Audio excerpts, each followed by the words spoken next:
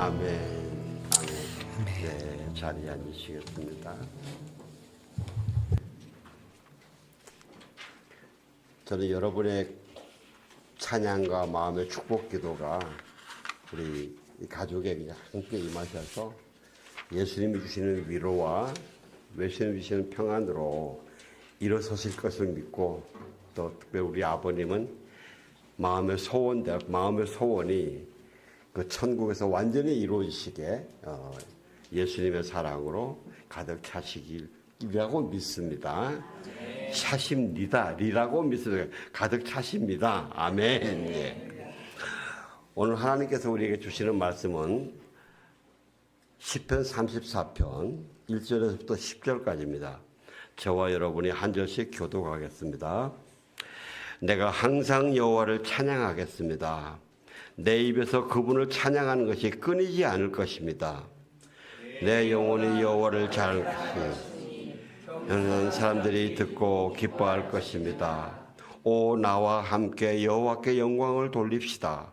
우리 함께 그분의 이름을 높입시다. 내가 여호와를 찾으니 그분이 내게 응답하셨고 내 모든 두려움에서 나를 건져내셨습니다.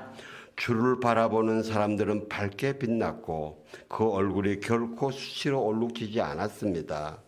이 불쌍한 사람이 불렀더니 여호와께서 들으시고 그 모든 괴로움에서 구원하셨습니다. 여호와의 천사가 주를 경외하는 사람들을 둘러서서 진치고 구원하십니다. 오 성도들이여, 여호와의 선하심을 맛보고 깨달으십시오. 주를 믿는 사람은 복이 있습니다. 오 성도들이여, 여호와를 경외하십시오. 여호와를 경외하는 사람들은 부족한 게 없을 것입니다. 젊은 사자들이라도 힘이 없고 굶주릴 수 있지만 여호와를 찾는 사람들은 좋은 것이 부족할 리 없습니다. 아멘. 여호와의 선하심을 맛보는 삶. 예. 우리가 부활절 지난 지 얼마 안 됐습니다만은 이 부활의 영광을 내가 얼마나 가슴 속에 누리며 실제 지식으로가 아니고 지식만으로가 아니고 내 가슴이 얼마나 실제 느끼고 기뻐하는지, 이게 참 중요하다는 생각이 다시 한번 깨달음이었어요. 왜냐면 우리가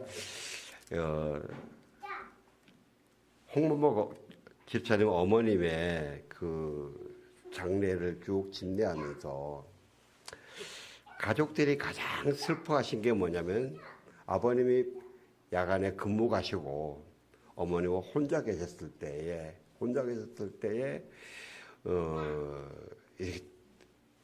병이 일어나 돌아가신 거예요. 그 어머니가 아마 이렇게 혼자 의식이 없이 하시다가 좀 넘어지셨던 것 같아요. 그래서 얼굴에 이렇게 상처도 있고 그런데 가족들이 분명히 내일 아침에 깨어나실 거라 생각하고, 아버지도 출근하셨겠지, 몸이 아팠으면 출근하셨겠어요? 아니셨죠. 근데 모든 가족들이 한마디도, 얼굴 마주보고 한마디도 말도 못하고 갑자기 이렇게 이 죽음으로 이렇게 맞았을 때 참 허망하잖아요. 얼마나 허망하잖아요. 이 가족들이 다 울부짖는 소리가 그래요. 왜 말 좀 하시지 그러냐고. 그러면서 가족들이 오열을 하시는데, 제가 이분들을 어떻게 위로할 수 있을까? 그냥 위로할 수 있는 유일한 방법은 어머니가 예수님을 믿고 기도하시던 어머니로 사랑을 베푸시다 가셨기 때문에 천국 가신 건 확실히 있는데, 이건 확실한데, 하나님의 말씀이기도 확실한데, 내가 이걸 어떻게 가족들에게 잘 전해서 이분들이 그 위로와 소망으로 이 어려움을 이겨나갈 수 있게 할까? 참 마음의 부담이 참 많았었어요.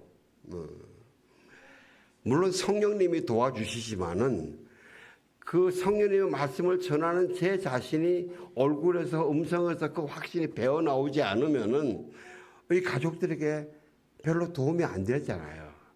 안 될 수 있잖아요, 그죠?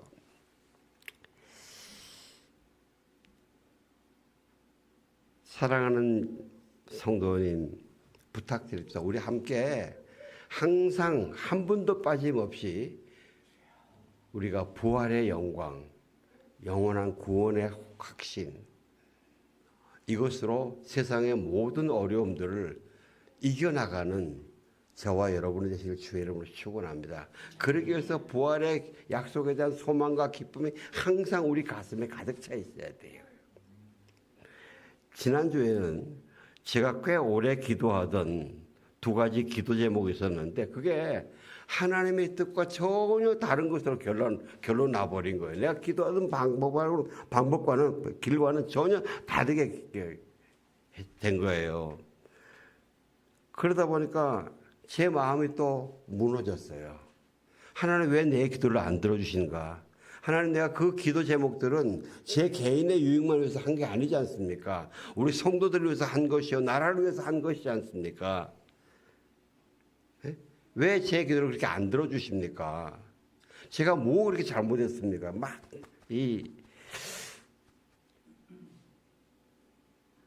그래요. 그래서 지난주에 설교 제목이 평안이잖아요. 근데 그 평안이 와르르 무너져 버려요. 그 기도 제목 두 개 안 되니까 평안이 무너져 버려요. 나 이러면 안 되는데. 이거 어떡하지? 어떻게 빨리 회복하지? 그러다가 만난 게 시편 34편, 특별히 8절 말씀. 오 성도들이여 여호와의 선하심을 맛보고 깨달으십시오. 여호와의 선하심을 깨닫고 맛본 사람, 이 맛을 아는 사람은 이겨낼 수 있잖아요. 그죠? 여호와의 선하심을 말로만 듣고 지식으로만 아는 게 아니고 실제 내가 선하심을 먹고 그 맛을 아는 사람. 맛있는 사과를 먹어봐서 아는 사람과 말만 들어서 아는 사람은 다르잖아요. 그죠? 여호와의 선하심을 내 것으로 먹고 내가 소화하다 보니까 그 여호와의 선하심이 나의 몸에 곳곳에 퍼져서 나의 모든 생각도 잡아주시고 나의 온 지체 모든 걸 다 해주시는 그게 여호와의 선하심을 맛본 사람이거든요. 그래서 하나님의 성품에 대해서 우리는 하나님의 성품을 많이 말합니다. 말과 지식으로만 아는 사람이 아니고 이것이 내 것이 돼서 내 살이 되고 내 뼈가 되고 내 피가 되고 이런 사람. 한 예로 여러분 이스라엘 백성들에게는 하나님의 이름을 짓는 백성이라는 이 별명이 있습니다. 여호와 니시라는 단어 아시죠? 그죠? 여호와의 이름 승리케 하시는 하나님, 나를 승리케 하시고 우리를 승리케 하시는 하나님이라는 그런 뜻입니다. 그런데 이 말씀을 어떻게 배우냐면요. 여러분 아시다시피 출애굽기 17장을 보면요. 무리바에서 이스라엘 민족이 마실 물이 없어 서로 분쟁합니다. 그러면서 성경은 이렇게 이야기를 합니다. 그들이 서로 다투고 여호와를 시험하여 이르기를 여호와께서 우리 중에 계신가 안 계신가 이러고 싸우더라. 이제 물이 없으니까 그러고 싸우더라. 그래서 그 다음에 저는 그때에 아말렉이 와서 이스라엘과 전쟁했다 그럽니다. 여러분 우리가 잘 기억하는 게 여러분 가족들끼리 싸우지 마십시오. 성도들끼리 싸우지 마십시오. 왜냐하면 바로 그때가 우리의 진짜 적인 사단이 공격해 들어오는 바로 그 시간이기 때문에 그 대문 열어주는 거예요. 우리가 강도에게 도둑에게 대문 열어주면 안 되잖아요. 참고로 아말렉은 계속 광야에서 전쟁으로 먹고 살던 사람이에요. 전쟁의 달인들입니다. 그런데 이스라엘 백성은 애굽에서 그냥 노예로 살았어요. 애굽 왕이 노동의 대가로 주는 떡 먹고는 살았어요. 그러나 노예였어요. 그러니까 뭐 칼을 쓸 줄도 모르고 전쟁할 줄도 모르고 몰라요. 그러니까 이 전쟁의 상대가 안 되는 거죠. 여호수아가 이스라엘 백성들 데리고 전쟁하러 나갔다 그랬습니다. 그런데 사실은 아말렉 보기에는 오합지졸인 거예요. 하나님 보시기에는 하나님의 군사지만은 아말렉이 보기에는 오합지졸인 거예요. 그래서 이 전쟁의 승패는 군사들이 칼과 싸움에서 이겨서 이기는 것이 아니라 모세의 팔이 아론과 훌의 도우심으로 하나님을 향해서 올라가느냐 아니면 지쳐서 팔이 떨어지느냐 여기에서 결정된 거예요. 그래서 모세의 팔을 아론과 훌이 함께 붙잡아줘서 그 육신의 약함 때문에 끝까지 내려오지 않고 하나님을 향해 들어서 올라갔기 때문에 그 승리가 된 거예요. 그러니까 이스라엘 백성들도 알아요. 와, 이게 우리 실력으로 이긴 게 아니다 말이죠. 우리 실력으로 이긴 게 아니다. 하나님의 도우심이다 말이죠. 모세의 팔이 올라가니까 이겼지 우리가 칼로 잘 써서 이긴 게 아니다 말이죠. 그래서 하나님께서 그럽니다. 여기에 단을 쌓고 여호와 이름을 여호와 니시라 해요. 승리케 하시는 하나님, 우리를 승리케 하시는 하나님. 이제 그렇게 이제 출애굽 그 시대 전에 내려왔습니다. 그러면 이스라엘 백성들은 살면서 이 역사 공부를 하는 거예요. 여호와 하나님의 이름 중에서 여호와 니시라는 이름이 있다. 이 이름의 유래는 이렇게 됐다. 그런 백성들이 그걸 받아들이는 거예요. 어릴 때부터. 그래서 우리가 어릴 때 참 교육이 굉장히 중요합니다. 그러니까 이 아이들 자라면서 모든 것이 하나님의 은혜다 이러면서 하나님 여호와 니시 하나님 나를 도와주시옵소서 나를 승리케 하여 주시옵소서 기도하면서 자기한테 오는 전쟁 하나하나를 행하거든요. 그럼 와 이긴단 말입니다. 그래서 와 역시 여호와 니시 하나님이시다. 하나님은 나를 승리케 하시는 하나님이다. 이걸 가만히 보면 내가 질 수밖에 없는 전쟁인데 하나님 나를 이기시게 하셨구나. 여호와 니시 하나님이다. 그때 그 승리를 맛보는 그 맛, 그게 여호와 하나님의 선하심을 맛보는 거거든요. 여호와 니시의 확실하심을 맛보는 거예요. 그래서 그것이 쭉 쌓이면은 그것이 믿음의 기반이 되고 영적 능력의 기반이 되고 기도의 기반이 되는 거예요. 이처럼 이스라엘 백성들이 여호와 하나님의 성품을 맛보는 사례를 우리 오늘 시편 34편에서 다윗을 통해서 한번 좀 배우기를 원합니다. 이제 시편 34편의 배경은 여기에 자막이 안 나왔지만은 원래 성경책을 여러분 보시면 뒤에 다윗의 시 아비멜렉 앞에서 미친 척하다가 쫓겨났을 때 지은 시라는 말씀이 있습니다. 이 바로 아비멜렉 앞에서 미친 척하다가 쫓겨났을 때 이게 언젠가 하면 사무엘상 21장과 22장 처음에 나옵니다. 다윗이 사울에게 질투를 받죠. 그죠? 사위지만은 쫓겨다닙니다. 이스라엘 땅 얼마 넓지 않아요. 왕인 사울이 잡아 죽이려면 얼마든지 잡아 죽일 수 있습니다. 왜? 곳곳에 다 사울의 자기 부하들이니까요.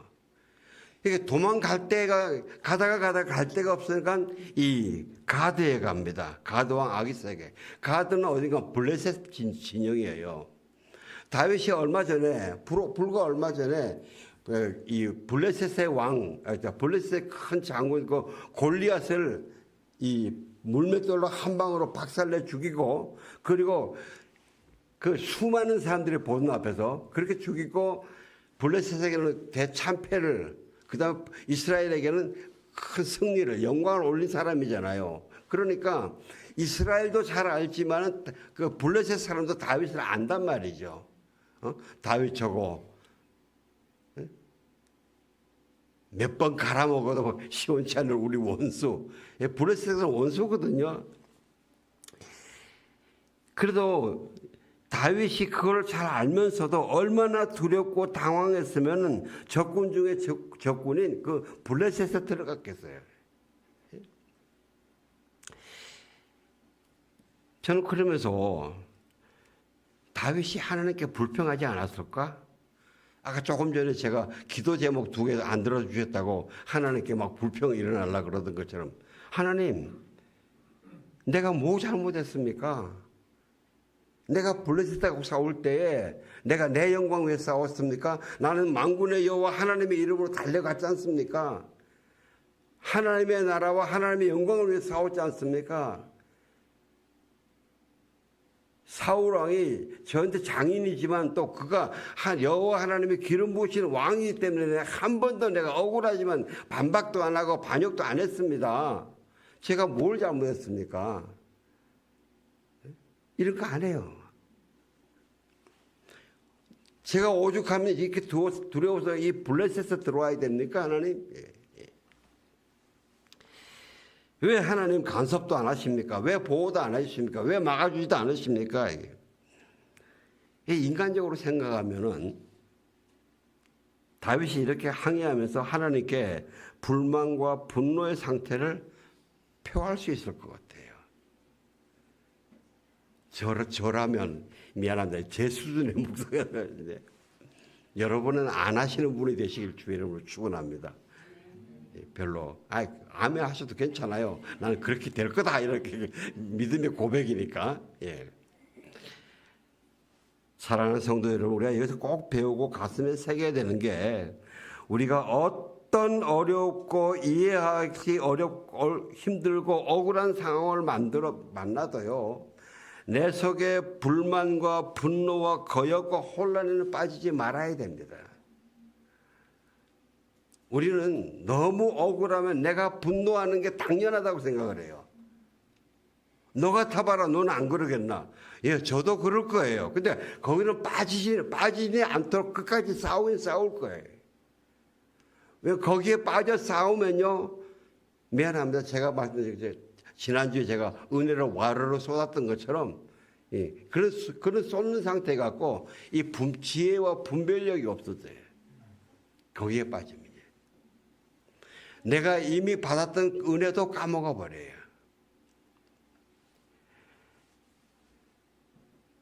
더욱이 그런 이 불평과 불만과 분노의 감정 올라오더라도 하나님께 거역은 하지 마십시오. 하나님께 거역은 하지 마십시오. 차라리 하나님, 내가 너무 어려워서 헤어나기 어렵습니다. 너무 억울합니다. 감당하기 힘듭니다. 내 속마음을 다 토해내고 제가 지금은요, 저 복수에 저걸 그냥 갈아 먹고 싶은 생각이 납니다. 이렇게 다 토해내더라도 하나님께 원망과 대적을 하지 마세요.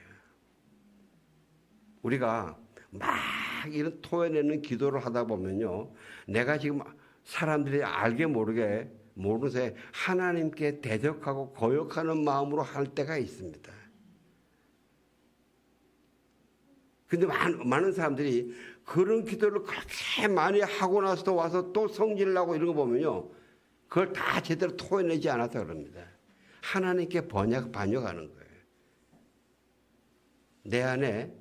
내 안에 기도하시다가 고요한 시간 주실 때 내 안을 가만히 정직하게 겸손하게 살피시기를 주의 이름으로 축원합니다. 그러면 내가 지금 하나님께 반역하고 거역하고 있는지 하나님께 내가 하소연하는지 내가 구분할 수 있습니다.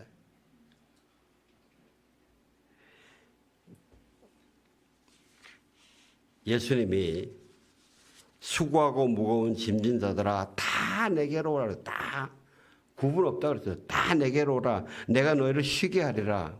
나는 마음이 오냐고 겸손하니 나의 멍에를 먹이고 내게 배워라. 그리하면 너희 마음이 쉼을 얻으리니 그랬어요. 이는 내 멍에는 쉽고 내 짐은 가볍다. 무거운 짐 없애준다고 안 그러셨어요. 예수님. 너희가 다 내게로 오라. 내가 무거운 짐 다 없애줄게. 아니에요. 내가 너에게 쉼을 주고 내 방법을 가르쳐 주겠다. 그 무거운 짐 속에서 너희가 그 구덩이에 빠지지 않고 부정적으로 가지 않고 사망으로 가지 않고 그거를 이기고 생명의 길로 나올 수 있는 내가 지혜와 힘을 주겠다 그러시는 겁니다. 하나님은 저와 여러분 한 사람 한 사람을 인도하시는 그 모든 과정이 우리가 어떤 어려움도 당하지 않고 그냥 순적하게 내 하고 싶은 대로 사는 그런 연약해 빠진 사람으로 우리를 키우려고 그러시는 것이 아니라 어떠한 어려움이 와도 예수 그리스도의 이름을 붙들고 이름의 능력으로 그걸 이기고 일어나는 그런 강한 군사로 키우기를 원해요. 우리 부모님들도 내 자녀를 열심히 사랑하고 다 그들이 원하는 걸 해줍니다. 그 이유가 뭡니까? 그냥 걔들을 그냥 마마보이로 그냥 베이비로 어린이로 키우려고 그런 건 아니잖아요. 걔들을 다 세상에서 자기 몫을 할 수 있는 그런 강한 사람을 세우려고 하신단 말이죠.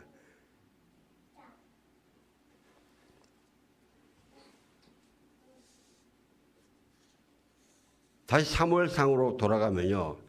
다윗이 사울에서 도망쳐서 가드왕 아기스에게로 가니까 가드왕 아기스가 그냥 이 다윗을 받아들여요. 그랬더니 사람들이 물어요. 아니 저 사람은 그 땅의 왕 다윗 아닙니까? 백성들이 춤추고 노래하며 사울이 죽인 사람은 수천이고 다윗은 수만 명이다, 만만이다 그렇지 않습니까? 그랬더니 다윗이 너무 두려워가지고 그래요. 이 미친 척하고 문짝을 긁적긁적 완전히 왜 긁적긁적 침을 개개 흘려요. 침을 개개 흘려요. 자기 살아남아야 되니까. 아까 말씀드렸지만 엘라 골짜기에서 블레셋 군과 이스라엘 군이 꽉 마주친 그 복판에 그 골짜기에서 그 골리앗을 향해서 너는 칼과 창으로 내게 오지만 나는 네가 모욕하는 만군의 여호와 하나님의 이름으로 간다 이러면서 한 방에 그냥 머리를 깨부신 그때의 그 다윗이 지금 내가 살아야 되기 때문에 침을 gelgel 흘리면서 미친 척 해야 되니까 이게 얼마나 수치스럽겠어요. 예? 그런데 다윗이 오늘 시편 말씀에 그러잖아요. 제가 특별히 적어보면요. 주를 바라보는 사람들은 밝게 빛났고 그 얼굴이 결코 수치로 얼룩지지 않았다고 고백합니다. 그리고 더 심한 건요. 그 외에 사무엘상 22장 1절에 가면요. 가드왕 아기스한테 도망 나와서 아둘람 동굴에 갔습니다. 그런데 거기 사람들이 모였는데 자기 형제들과 집안 사람들이 찾아왔다 그랬습니다. 왜 찾아왔을까요? 좋은 의미로 왔을까요? 아니에요. 이 사람들이 지금 화가 나서 온 거예요. 아니, 너 때문에 지금 우리 식구들이 뭐냐? 왜냐하면 다윗을 잡으려고 그러니까 그 식구들 다 족칠 거 아닙니까? 그죠? 거기서 못 사는 거예요. 너 때문에 우리가 따뜻한 집 놔두고 이게 지금 광야에서 뭐 하는 짓이냐? 그리고 또 사람들 모여요. 어떤 사람들 모이냐면요. 이 고통 속에 있는 사람들, 빚진 사람들, 현실에 불만 품은 사람들 한 400명이 모여왔대요. 지금 다윗한테 영향과 있는 사람 하나도 없어요, 지금요. 다윗 혼자서 지금 자기 목숨을 구하려고 피해 다니는데 사울이 지금 군사들 데리고 지금 다윗을 잡으러 다니는데 여기 오는 사람 다 쫓겨다니는 사람들이잖아요. 다 누군가 잡으러 오는 사람들이란 말이죠. 오히려 이런 사람들 더 많이 모여있으면 더 위험해지잖아요. 그런데 다윗이 그래도 하나님 나에게 좀 영양가 있는 사람 안 보내주고 왜 이런 사람만 보내세요? 나 죽어라 하시는 거예요? 그런 말 안 해요. 시편 57편을 보면요. 내가 이들과 함께 내가 이스라엘에 내가 새벽을 깨우겠다 그러고 노래를 부르요. 경배하고 찬양해요. 다시 우리가 시편 34편으로 돌아와 가지고요. 1, 2, 3절 보면 내가 항상 여호와를 찬양하겠습니다. 내 입에서 그분을 찬양하지 끊이지 않을 것입니다. 내 영혼이 여호와를 자랑할 것이니 겸손한 사람들이 기뻐할 것입니다. 오 나와 함께 여호와께 영광을 돌립시다. 우리 함께 그분의 이름을 높입시다. 이 말씀들이요. 히브리 원어는 아주 강조로 내 강한 의지, 내가 항상 찬양하겠습니다. 내가 그 주님을 찬양하시 결코 내를 끊이지 않겠습니다. 강한 의지의 결단으로 선포하고 자신에게 선포하고 하나님께 성원하는 겁니다. 여러분 내 심령 속에서 아무리 지금 예배하고 찬양할 할 수 있는 마음이 아니더라도 그 마음이 우러나올 때까지 선포하는 저와 여러분이 되신 주의 이름으로 축원합니다. 내가 안 되면 차라리 여기서 선포하다가 죽을지언정 내가 여기서 이것에 이 부정적인 것들에게 함몰되지는 않겠습니다. 그러면서 4절에 보면요. 내가 여호와를 찾으니 그분이 내게 응답하셨고 내 모든 두려움에서 나를 건져내셨습니다. 이 건져내셨습니다. 이 찾으니와 건져내셨습니다. 이걸 보면요. 내가 여호와를 찾는데 언제까지 하느냐. 적당히 중간에서 그만은 두는 게 아니고 하나님이 내 모든 두려움에서 나를 완전히 건져내실 때까지 내가 찾는다는 겁니다.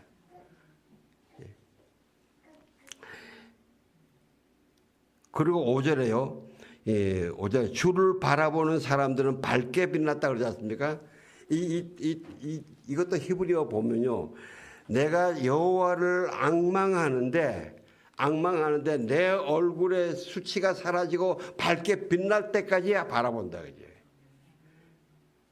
여러분, 저는 이 말씀을 듣고 여러분이 여호와를 바라볼 때 모세가 그 시내산에 올라갔을 때 내려올 때 얼굴에 광채가 나가지고 사람들이 보지를 못했잖아요.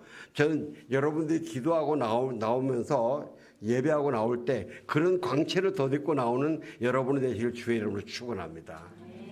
그런 광채를 입고 나오면요 가족들에게 귀한 영적인 영향력이 가요. 그다음에 또 6절에 보면 이 불쌍한 사람이 불렀더니 여호와께서 들으시고 그 모든 괴로움에서 구원하셨습니다. 이 불러도 한두 번 부르고 끝난 게 아니고요. 여호와 하나님께서 나를 완전히 구원하실 때까지 구원이 이룰 때까지 그때까지 불렀다는 이야기입니다.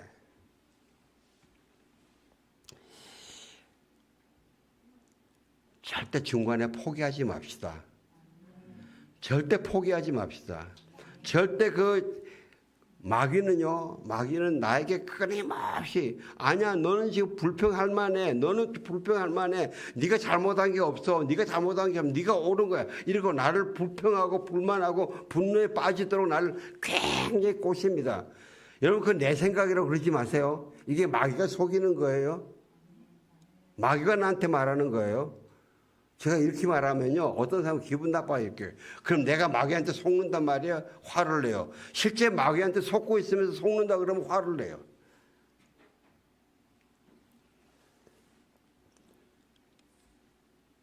제가 드리는 이 말씀에 화내지 마시고 나를 속이는 마귀한테 화를 내시길 주의 이름으로 축원합니다.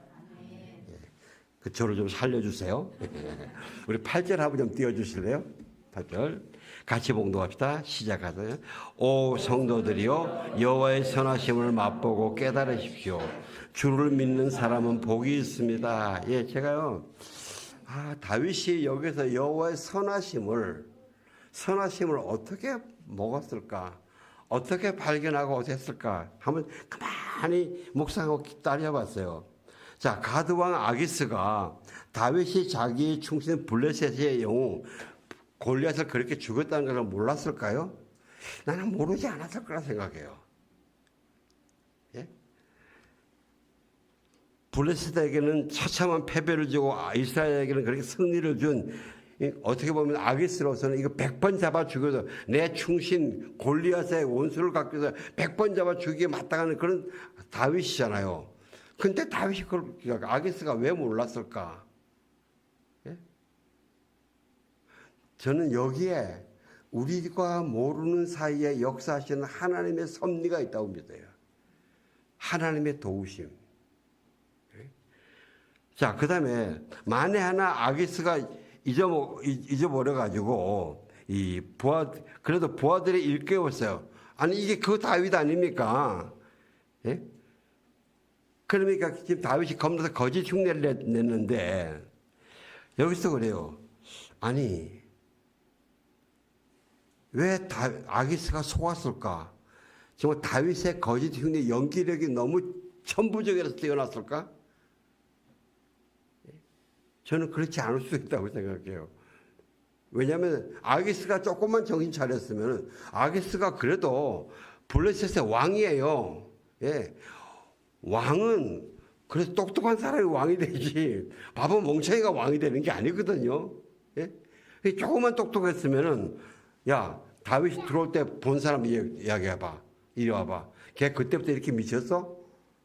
금방 확인될 게 있거든요.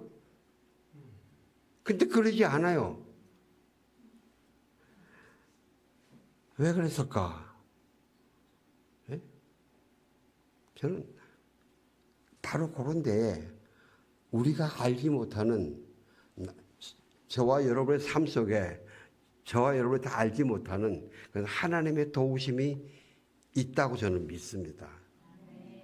왜냐하면 제가 옛날에 제가 잘난 척하고 다 내가 실력 있어 그랬던, 야, 그렇게 잘했어 했던 게 지금 가만히 생각해 그게 안 될 수 있는 원인들이 엄청나게 더 많은데 그걸 하나님 다 막으시고 이루어 주신 거예요. 예? 근데 제가 제 잘났다고 뻐겨 교만 떨었던 거 생각하니까 그 하나님의 선하심이 지금 발견되는데요. 바로 여기서도 그랬다고 하셨어요. 그리고 보면요, 이래요. 아기스가 그럽니다. 아니, 내게 미치광이가 없어서 저런 사람 나한테 데려갔냐? 막 화를 내요. 그렇게 화를 냈다는 이야기는 아기스가 지금 자기 신하들의 말을 들었다는 이야기예요. 말을 들었잖아요. 그죠? 듣고, 그럼 얘가 미친 척 하든 미쳤든 어쨌든 간에 그래도 내 장수 골리앗을 잡아 죽인 그 적장이란 말이죠. 예? 그럼 아예 죽여버려야지. 씨를 말려버려야지. 안 그래요? 예? 근데 그 쫓아낸단 말이죠. 쫓아내는 건 뭡니까? 탈출 길을 열어주는 거예요, 그건요. 내가 밤에 담 넘어 도망가는 게 아니고 길을 합법적으로 열어주는 거란 말이죠. 여러분, 여기에 하나님의 모략이 있다고 생각하지 않으세요? 아기스를 둔하게 만들어버리는 하나님의 지혜, 모략이에요. 이스라엘 백성이 애굽에서 나올 때 10가지 재앙이 있지 않습니까? 10가지 재앙이 있는데 여러분 출애굽기 한번 읽어보시면 그 중간중간에 아니 그냥 뭐 10가지를 그렇게 하나님도 이스라엘 백성을 이끌어내시려면 왕창 한 번에 족쳐버리고 싹 끌어내오시지 뭐 10가지나 그러십니까? 근데 또 그거 보면 때때마다 여호와 하나님이 바로의 마음을 강팍하게 만들었다 그래요. 예? 왜 그렇게 10번씩이나 그럴까? 그 당시에 그 10가지 재앙은 다 애굽 사람들이 섬기던 잡신들이거든요. 그 우상들을 다 깨뜨리신 하나님의 지혜와 모략과 능력이에요. 그 여호와 하나님이 다윗을 하나님의 마음에 합한 가장 강한 왕으로 세우시기 위해서 자기 장인 사울한테도 쫓겨당하고 그 다음에 블레셋도 가고 이 아둘람굴에 있다가 나와서 자기 부모님들을 모압에 자기 외가댁으로 보내놓고 나와서 어디 요새에 숨어 있으니까 선지자가 와서 뭐라 그러는가 하면요. 선지자 갓이 와서 요새에 있지 말고 광야로 나가라 그래. 광야로 나가라. 위험 속으로 나가라 이겠지. 사랑하는 성도 여러분, 다시 한번 우리가 마음에 깊게 새겨야 되는 게 이겁니다. 어떤 상황을 당하든 간에 그것이 아무리 억울하고 이해되지 않아도 내 속에 불평과 분노와 거역이 쌓이지 않도록 그런 소용들에 말려 들어가지 않도록 우리가 철저히 나 자신을 지켜야 됩니다. 하나님은 그러길 원하세요. 거기에 쌓이면 아까도 말씀드렸던 것처럼 그 속에 담겨져 있는 하나님의 선하심, 성품, 하나님의 뜻, 계획 이런 걸 발견 못하기 때문이에요.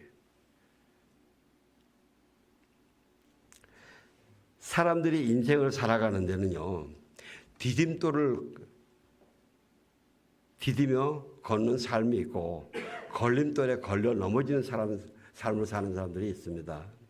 그런데 우리가 인생에서 어느 누구나 그 여정에 돌을 안 만나는 사람이 없습니다. 그죠? 어려움을 안 만나는 사람 아무도 없습니다.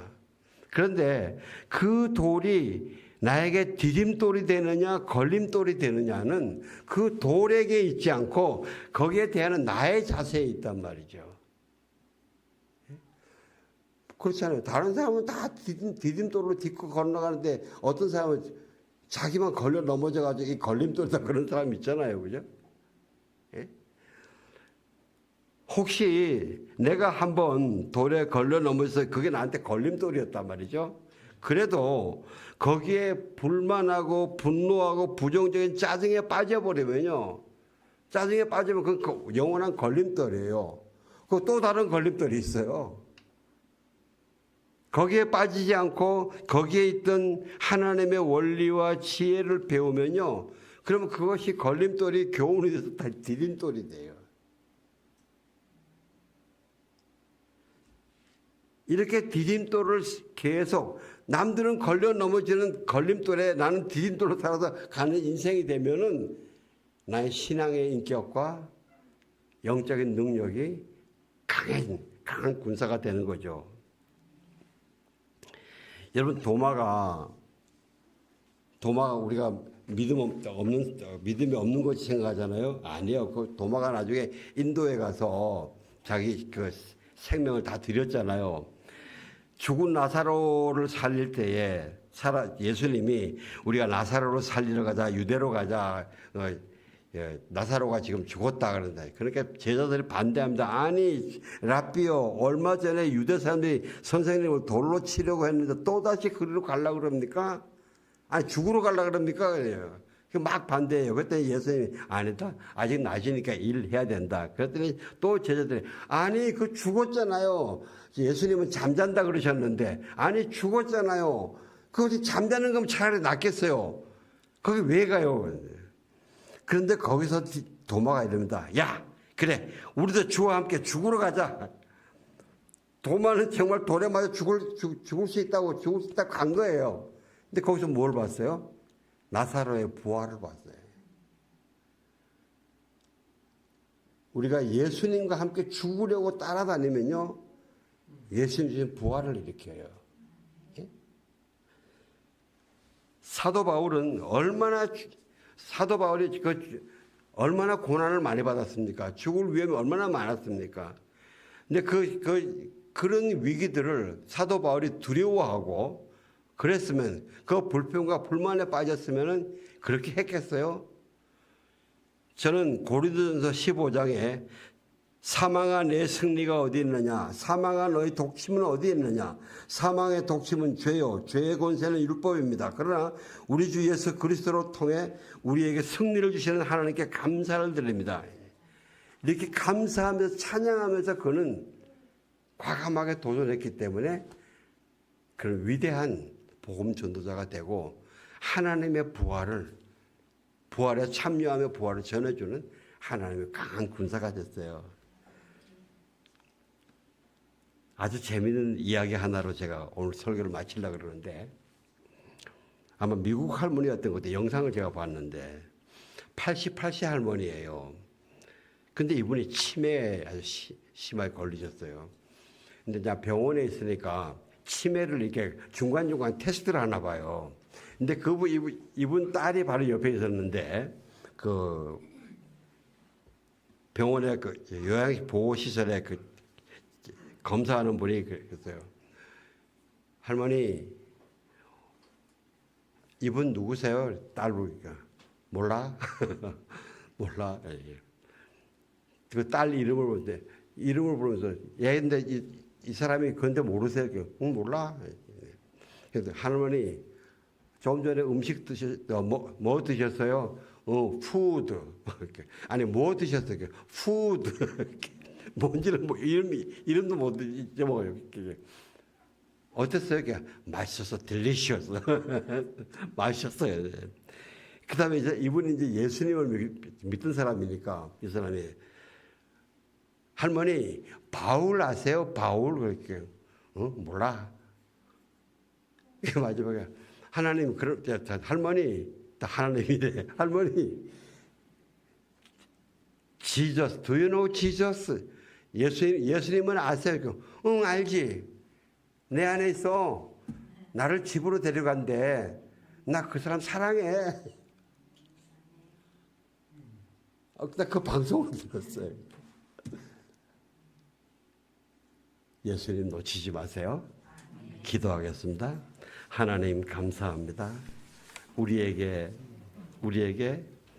하나님의 어떠하심 선하심을 새겨주시려고 먹여주시려고 끝까지 포기하지 않으시고 우리를 도우시는 하나님, 그 하나님을 내어 감사와 존귀와 찬양을 올려드립니다. 더 이상 불평에 빠지지 않고 불만에 빠지지 않고 분노에 빠지지 않고 하나님의 손길을 발견하며 선하심을 먹는 저희가 되게 하여 주옵소서. 예수님 이름으로 기도합니다. 아멘. 함께 일어나셔서